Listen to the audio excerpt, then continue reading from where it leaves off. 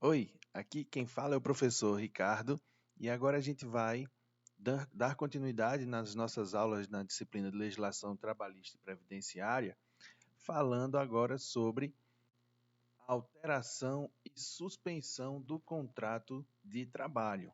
Lembrando que a gente já falou sobre algumas outras temáticas, sobre jornadas, contratos, salários, e agora a gente vai falar um pouco sobre as regras acerca da alteração e suspensão do contrato de trabalho.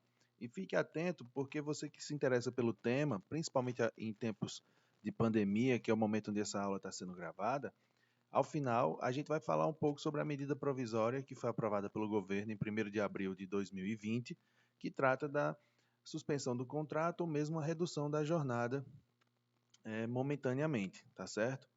Vamos lá então. Alteração do contrato de trabalho. Para falar sobre a alteração contratual, é necessário esclarecer alguns pontos inicialmente para deixar bem claro que, em contratos individuais de trabalho, só vai ser lícita, ou seja, legal, a alteração das condições se houver consentimento mútuo e ainda que não resulte em nenhuma perda ou prejuízo, direto ou indireto, ao empregado, certo? Pois senão acarretaria a nulidade da cláusula que infringisse qualquer situação parecida a essa, tá bom? Então, para ocorrer a alteração contratual, é necessário o mútuo entendimento, o mútuo consentimento. Em casos de função de confiança, não se considera a alteração unilateral, vamos dizer assim, onde não há o consentimento de ambas as partes, por determinação do empregador ao respectivo empregado, para que ele reverta ao cargo efetivo anteriormente ocupado, deixando então o exercício de função de confiança, certo? Nesse caso, a lei não considera uma alteração unilateral, tendo em vista que cargos de confiança são de manutenção exclusiva do empregador, certo? A alteração de que trata o parágrafo 1º, com ou sem justo motivo, não assegura ao empregado qualquer direito à manutenção do pagamento da gratificação que ele recebia, certo? Independentemente do tempo de exercício da respectiva função, certo? Então, cargos de confiança não entram nessa lei da alteração contratual e eles podem ser revertidos ao cargo efetivo a qualquer momento, sem nenhuma indenização ou qualquer pagamento de gratificação, independentemente de tempo de exercício na função de confiança. Isso pode partir unilateralmente do empregador. Quando se fala de transferências, né, mudanças, por exemplo, do local de trabalho, ao empregador vai ser proibido transferir seu empregado sem que ele concorde para qualquer localidade que seja diferente do contrato, certo? E, nesse caso, não vai ser considerado transferência qualquer mudança que não implique a mudança do domicílio do empregado. Então, assim, o empregado só pode ser transferido se ele aceitar, tá? Para uma outra localidade diferente de onde estava acertado no contrato, mas, ao mesmo tempo, a lei determina que não vai ser considerada transferência se ele mudar de unidade, se o empregado for mudado de unidade, e isso não necessitar de uma mudança de seu domicílio, tá certo? Só implica uma transferência aos olhos da lei se, nesse caso, houver mudança de domicílio do empregado. Ainda falando sobre as transferências, é importante que a gente fique ciente que cargos de confiança e contratos que tenham essa condição de transferência implícita ou explícita, eles não são compreendidos na proibição, tá certo? Então, se você exerce um cargo de confiança ou se o seu contrato tem essa condição, não há ilegalidade em transferir você. É lícita a transferência também quando ocorrer a extinção do estabelecimento em que trabalhar o empregado. Não tem mais o estabelecimento, pode ser feita a transferência. E no caso onde o empregador precisar, né, transferir o empregado para uma localidade diversa, diferente do contrato, sem desconsiderar tudo que já foi dito, ele vai ficar obrigado a um pagamento suplementar, ou seja, um extra para o empregado, de no mínimo 25% do salário que o empregado recebia, tá certo? Então, é importante observar esse aspecto da lei também, pois é um direito do trabalhador nesse caso. E qualquer despesa resultante da transferência vai correr por conta do empregador, tá certo? Isso daí é algo bem comum, já acertado até implicitamente, sem necessidade de cobrança, mas é bom deixar bem claro que a lei já assegura isso ao empregado, de que a sua transferência não precisa ser arcada por ele mesmo. Vamos falar um pouco então sobre suspensão contratual. A gente já falou sobre as regras de alteração de contrato, agora vamos para a suspensão. Quando um empregado é afastado, certo? São asseguradas, por ocasião de sua volta, todas as vantagens que, quando ele se ausentou, tenham sido atribuídas à categoria a que ele pertencia na empresa. Então, vamos supor, se o empregado ele foi afastado do emprego, ele teve seu contrato suspenso e a sua categoria recebeu um reajuste salarial, ele vai ter direito a receber esse reajuste quando retornar, tá certo? O afastamento também do empregado em virtude de prestação do serviço militar, né, ou de algum outro encargo público, alguma outra necessidade da administração pública, não vai constituir motivo para alteração ou rescisão por parte do empregador. Tem que deixar isso bem claro. Isso também já foi discutido em outros momentos e não se preocupe, o empregado do mercado privado, do setor privado, ele pode se afastar em virtude disso e não vai ter qualquer alteração ou rescisão do contrato, caso ele comprove, né, obviamente, esse seu afastamento.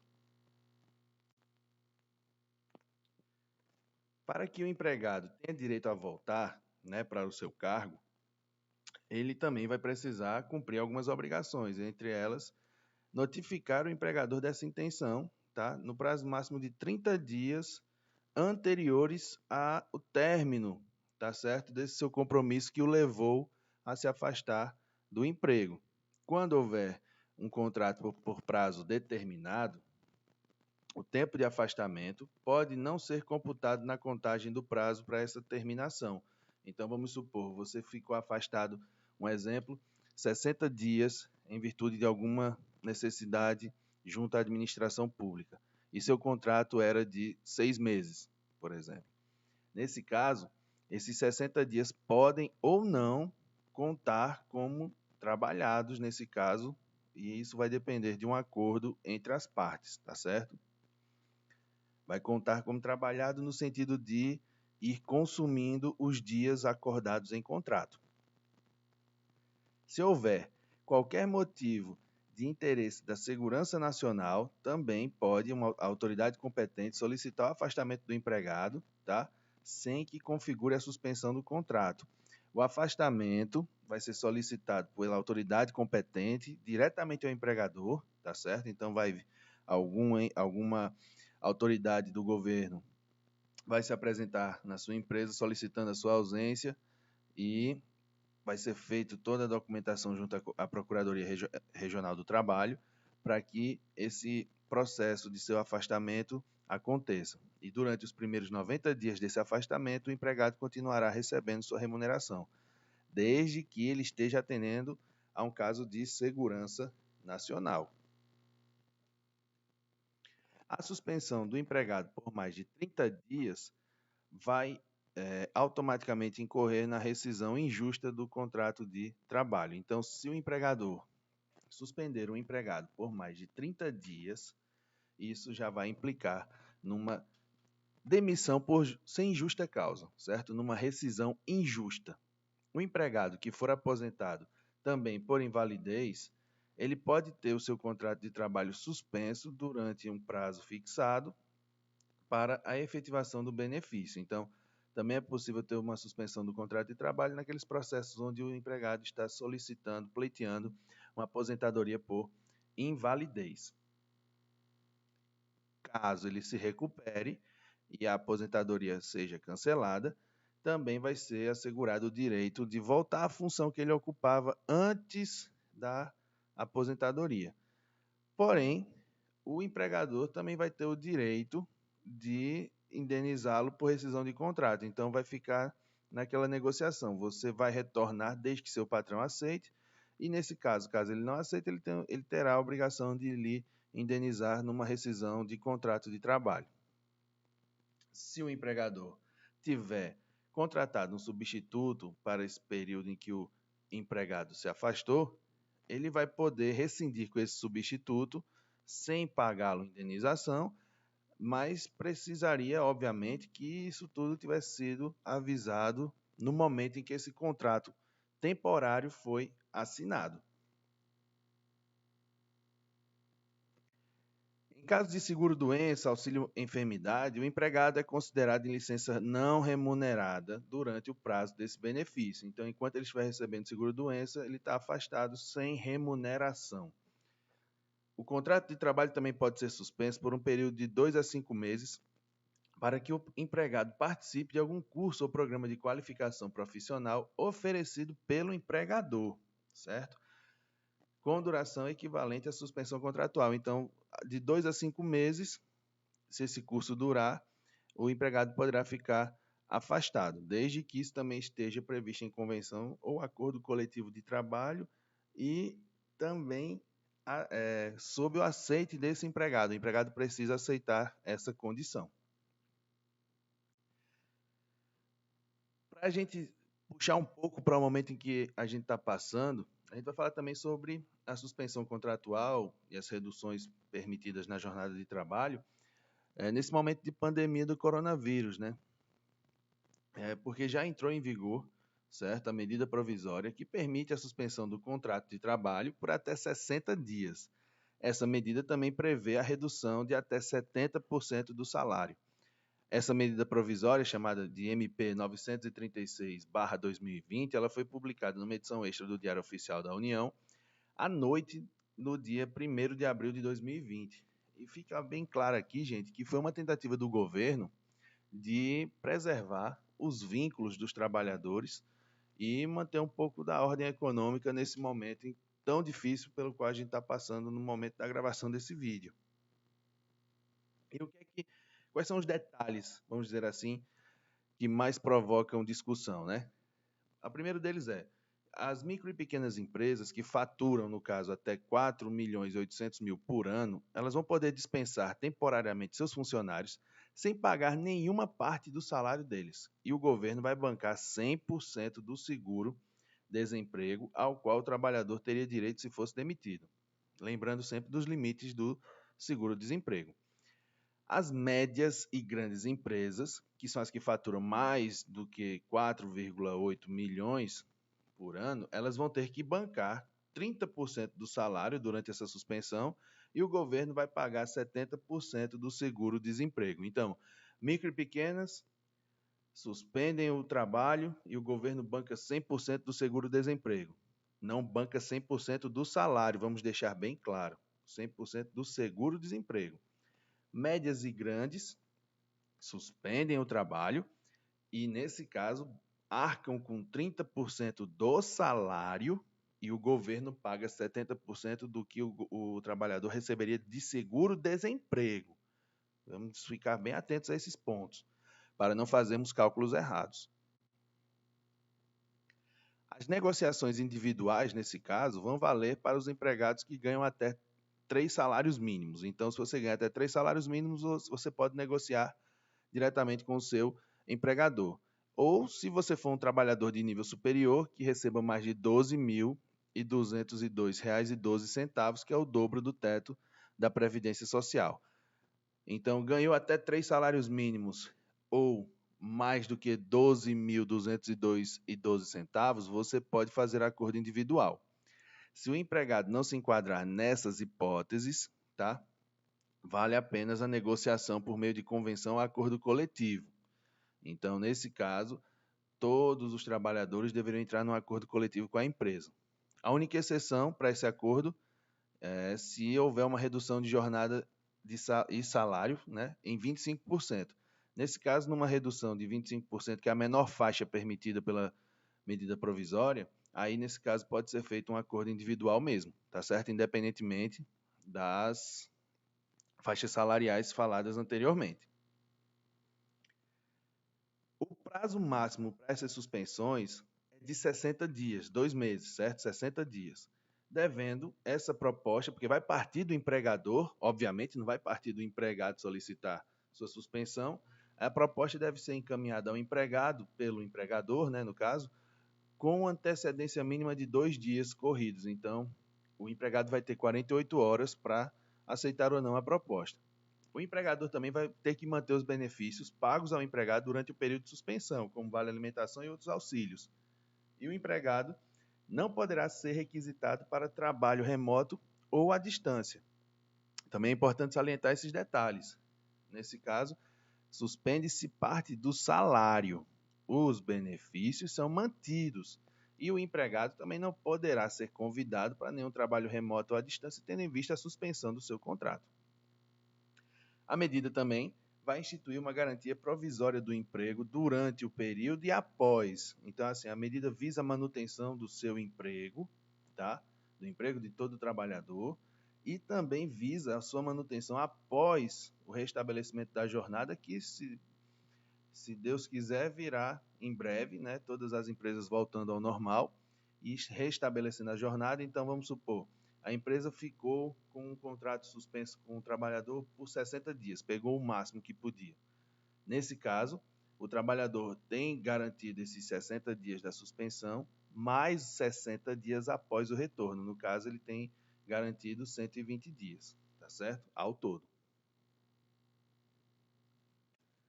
O empregador também, quando se trata de redução contratual, ou seja, redução da jornada de trabalho e, consequentemente, do salário, ele também vai poder fazer esse tipo de acordo, tá, por até 3 meses. Então, vamos diferenciar aqui.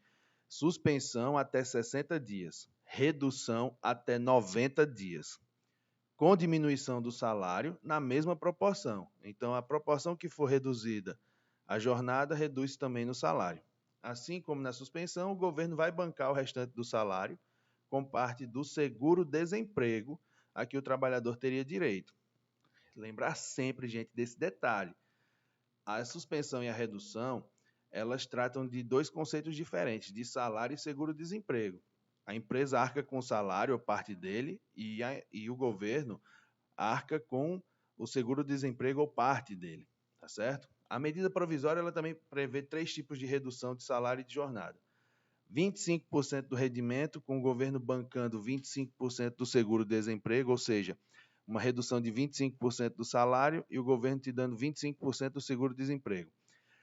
A empresa reduzindo 50% do seu rendimento e o governo pagando os outros 50% do seguro-desemprego, e também a empresa reduzindo 70% da sua jornada e do seu salário, com o governo complementando com 70% do seguro-desemprego, tá certo? É preciso ficar atento aos conceitos de salário e seguro-desemprego para que a gente possa, por exemplo, fazer esse tipo de exemplo aqui, esse tipo de comparação, tá certo? Vejam bem para ver se todo mundo entende. Em um salário de 5 mil, com uma redução de 25%, eu tenho um salário de 3.750 mais 25% do seguro-desemprego, não é do salário. E aí, nesse caso, o meu valor a receber seria R$ 4.203,25, ou seja, de 5 mil cairia para 4.203,25. Daria um corte de 15,93%. E conforme vai aumentando a redução, vai me dando um prejuízo, vamos dizer assim, como trabalhador, maior, o que é natural. Mas esse prejuízo precisa ser entendido devido ao fato de que o governo não vai te pagar um percentual do seu salário. Ele vai te pagar um percentual do que você teria direito como um seguro-desemprego. E o teto do seguro-desemprego gira em torno de R$ 1.800. Então, isso precisa ficar muito claro para que a gente não faça contas erradas e não se programe da maneira errada também. Vejam no salário de 10 mil, uma redução de 70%, por exemplo. Então, o trabalhador ficaria com R$ 3.000 de salário, mais 70% do seguro-desemprego, ou seja, R$ 1.269,10, o que vai dar um total de R$ 4.269 e um prejuízo, nesse caso, de 57,31%. Tá bom? Fiquem atentos a esses cálculos, pois caso vocês necessitem passar por essa situação, não sairão prejudicados devido à falta de informação, tá certo? Bom, esse foi o conteúdo para essa aula de hoje, tá? Onde falamos sobre alteração e suspensão e demos atenção a essa medida provisória editada para fortalecer os vínculos e evitar maiores prejuízos nesse tempo de pandemia do coronavírus. Espero que vocês tenham gostado. Qualquer dúvida, por favor, comentem nesse vídeo, indiquem, recomendem esse vídeo, porque as informações são bastante válidas e importantes, principalmente nesse momento.